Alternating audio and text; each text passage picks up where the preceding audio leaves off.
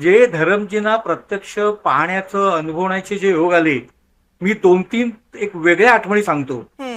एक मला आठवते त्रिनेत्र एक सिनेमा होता हॅरी बवेजाचा आणि आर.के. स्टुडिओमध्ये शूटिंग होतं आणि आम्हा मीडियाला शूटिंग कव्हरेजसाठी बोलवलं होतं. धरमजींचं वैशिष्ट्य होतं शूटिंग संपल्यानंतर ते लगोलग आपल्या सेट बाहेर जरी पडले तरी हं. स्टुडिओ बाहेर लगेच पडत नसत. ते गाडीमध्ये बसल्यानंतर एखाद्या कामगाराला जवळ बोलवत त्याला काही पैसे देत. समजा त्या काळामध्ये 100ची नोट असेल.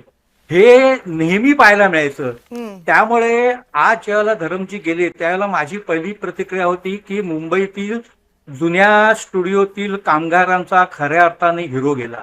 हं. पडद्यावर त्या धरमजींबद्दल आपण तर नेहमीच म्हणतो, परंतु ह्या ज्या छोट्या छोट्या गोष्टी होत्या, हं. 2 वेगळ्या आठवणी सांगतो.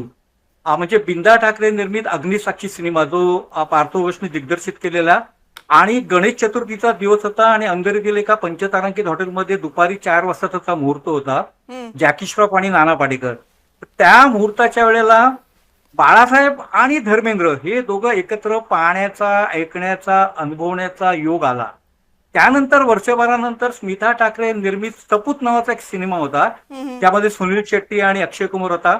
जुहूच्या एका पंचतारांकित हॉटेलमध्ये तो मुहूर्त होता आणि तेव्हा सुद्धा पुन्हा बाळासाहेब आणि धर्मेंद्र यांना एकत्र पाहण्याचा, अनुभवण्याचा योग आला.